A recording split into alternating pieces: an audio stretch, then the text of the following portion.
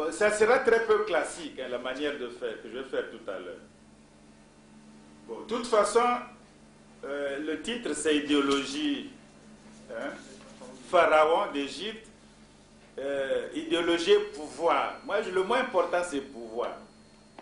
C'est le moins important. Alors, le pouvoir c'est quoi? Mais le pouvoir te donne une autorité et du coup une puissance de droit ou de fait. Alors, une puissance, tu l'exerces. Et c'est une machine infernale. Rien de plus dangereux que le pouvoir. Ça te rend puissant. Or, les êtres humains contrôlent la puissance. C'est-à-dire que tu as une bombe nucléaire entre tes mains. C'est ça le pouvoir. C'est très difficile à contrôler.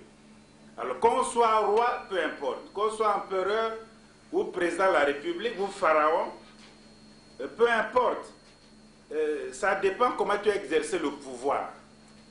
Or, pour faire la différence, la manière dont l'Europe a exercé le pouvoir, c'est vraiment étrange. C'est extraordinaire. C'est très étrange.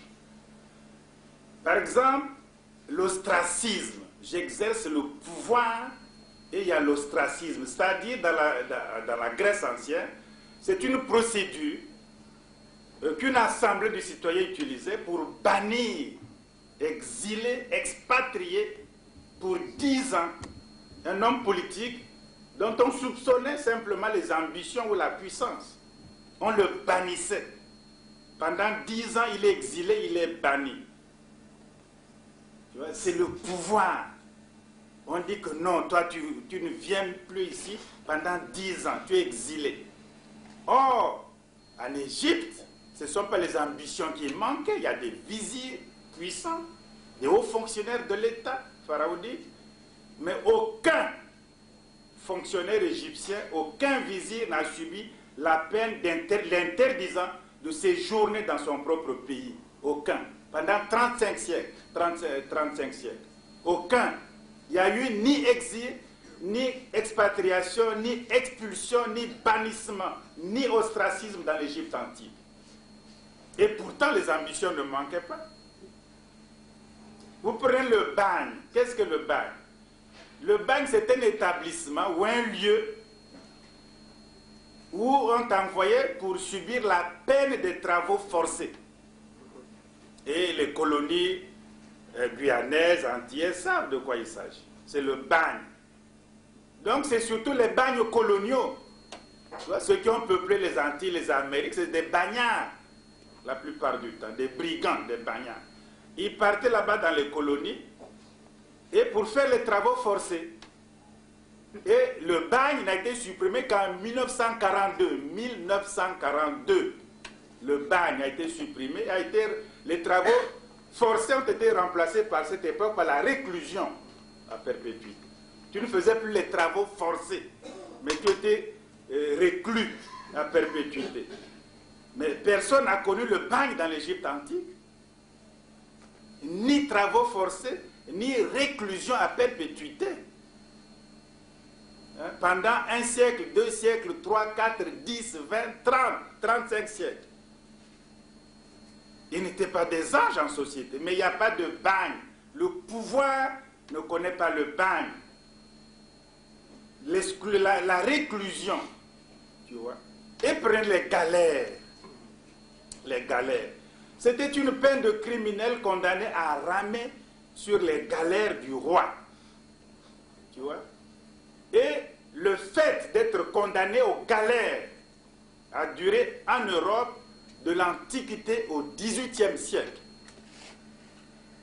De l'Antiquité gréco-romaine au XVIIIe siècle, il y avait cette peine, la galère. On était condamné aux galères du roi. En Europe. Mais il y avait des bateaux en Égypte. Mais personne n'a jamais été condamné pour ramer sur les bateaux de Pharaon. Jamais. Pas de galère. Le pouvoir de l'Égypte antique n'a pas connu une punition contre un être humain qu'on appelle les galères. La prison. La prison. La prison, c'est un établissement pénitentiaire où sont détenues les personnes condamnées à peine privative de liberté. On te prive de liberté et on te met en prison. Ou alors tu es en instance de jugement. Tu vois? Mais dans l'Égypte antique, il n'y avait pas de prison. Ou qu'on a bâti une prison. Il n'y avait pas de pénitencier. Il n'y avait pas d'établissement public où étaient subies les longues peines d'emprisonnement. Même ils violaient les tombes même de Pharaon.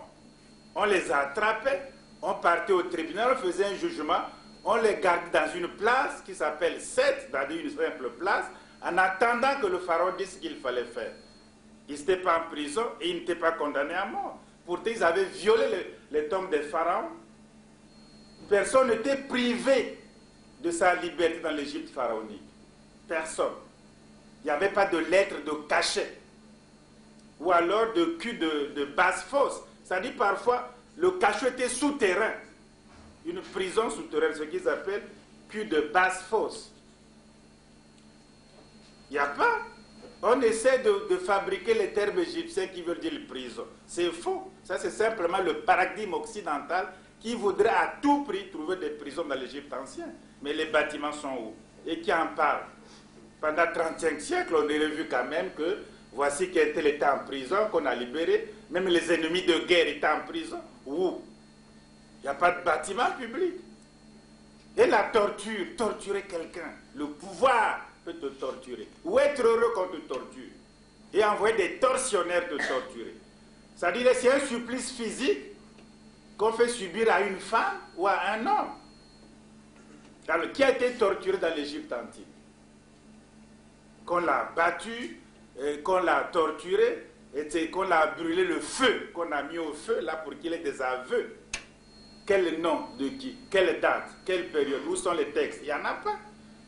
Il n'y a jamais eu de tortionnaire pour arracher les aveux ou par sadisme. Il n'y en a pas dans l'Égypte ancienne. Et le carcan. Le carcan. Le carcan, c'est un collier de fer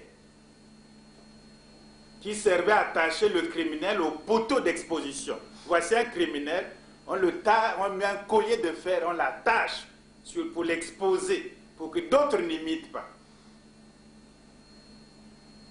Bon, d'ailleurs, le mot, c'est un mot du latin médiéval, carcan, qui vient d'un mot du latin médiéval, qui veut dire simplement ce qui entrave la liberté, ce qui contraint, ce qui vous a servi.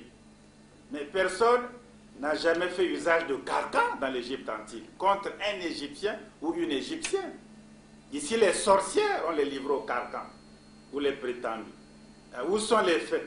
Qu'on montre que voilà l'iconographie, voici les textes égyptiens qui disent qu'on a fabriqué un collier en fer, on a mis sur le cou d'un Égyptien, on l'a pendu à Memphis ou à Thèbes ou à Héliopolis pour le montrer d'exemple. Où voilà un pouvoir qui n'utilise pas le carcan, la torture, et le joug, le joug, chez les Romains. Tu vois? Le joug était en fait une lance, un javelot qu'on plantait, puis il y avait d'autres javelots, et comme ça là, et tu passais sous le javelot. En signe de soumission, les chefs de l'armée vaincue, les soldats de l'armée vaincue passaient sous le joug. Tu vois? Sous le joug. En signe d'humiliation. C'est un rite militaire, le joug. Mais l'iconographie égyptienne montre que les gens étaient juste ligotés, les ennemis, pour qu'ils ne fuient pas. Il n'y avait pas de joug. Les Égyptiens ne soumettaient pas quelqu'un, chef vaincu ou l'armée vaincue, sous le joug, en signe d'humiliation. C'est-à-dire que, parfois, on dit, bon oui, mais on leur coupait les mains, l'iconographie montre. Ça, c'est juste symbolique. On n'a jamais vu les mains, c'est où? C'est juste symbolique. C'est pour faire juste le décompte, c'est tout. Ce n'était pas réellement coupé. Et le gibet. Qu'est-ce que le gibet? Mais si tu es condamné à mort, on te pend. C'est la pendaison. C'est la potence pour les condamner à la pendaison. Donc tu condamnes quelqu'un pour qu'on le pend. Le gibet de Montfaucon, en France, est resté tristement célèbre. Le gibet de Montfaucon. tous les hérétiques, on les pendait, on les brûlait au bûcher. Mais il n'y a jamais eu de potence de gibet de pendaison comme punition publique, officielle, dans l'Égypte ancienne.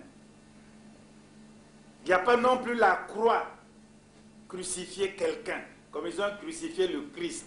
Cette peine de mettre quelqu'un sur la croix avec des clous, comme ils ont fait pour le Christ.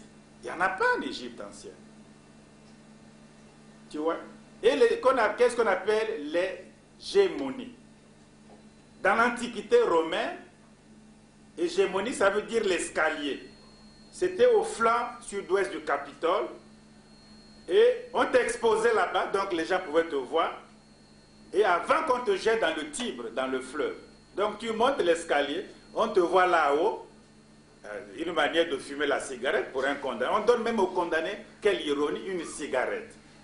Et bien là-bas, quand tu montes l'escalier, tu vas là-haut, on te voit sur le Capitole, et puis quelques secondes après, on te précipite de là-haut dans le Tibre. Qui a été précipité dans le Nil? Hein? Aucun Égyptien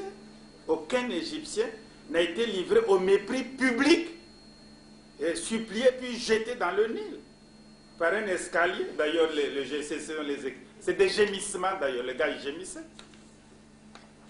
Et la guillotine, c'est très récent. Ça s'appelait place de la Concorde, mais avant c'est la place de la guillotine. Maintenant c'est la place de la Concorde. C'est là effectivement que le 21 janvier 1793, Louis XVI a été guillotiné après un semblant de procès, que Robespierre d'ailleurs ne voulait pas. Toi, c'est une peine qui est terrible. Hein? On te coupe le cou avec un couperet qui chute. Quand on avait aboli, quand la Convention avait aboli la royauté et proclamé la République, donc c'est comme ça que le roi de France, soi-disant de droit divin ou de ceci ou cela, et il a été guillotiné. Hein? Sans compter que les Danton, les Robespierre lui-même étaient tous, ils étaient guillotinés.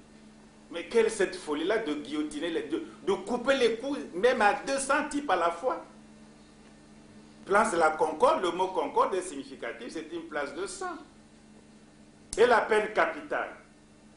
Tu vois? C'est François Mitterrand qui a aboli la peine. C'est l'acte fondamental de toute l'histoire de l'Europe. L'abolition de la peine capitale par François Mitterrand. Tu vois? Ça, c'est extraordinaire. C'est un acquis, mais ça ne... c'est pas possible, ça. De toute l'histoire de la France, c'est le seul acquis fondamental. Mais autrement, ils ont les prisons encore. Ils ont tout. La peine capitale, c'est François Mitterrand. On croit que c'est un geste comme ça. Et il a aboli, c'est simple. Mais non, c'était contre toute l'histoire de l'Europe. Contre toute l'histoire de son propre pays. Là où il y avait des tortures, des bannissements, la guillotine. Hein, condamner les gens à la roue. On donne la roue, on met des pointes et on te coupe les bras. Et tu roules sur une roue qui a déjà des pointes. Sans compter les abeilles. Et les philosophes déjà font du bruit en Europe. Ils étudient la psychanalyse, le moi, et des choses comme ça. Là. Mais seul Michel Foucault a étudié, punir, surveiller le système carcéral. Combien de philosophes ont étudié le système carcéral? Mais ils font du bruit sur tout autre chose.